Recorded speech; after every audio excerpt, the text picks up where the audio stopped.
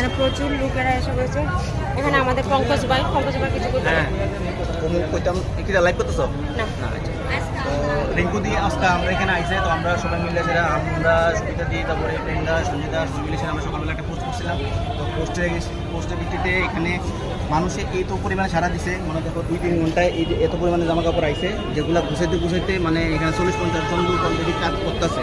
হ্যাঁ ভাই সবাই মিলে সেটা কাজ করতেছে, তোমরা দেখতেছো, ঠিক আছে।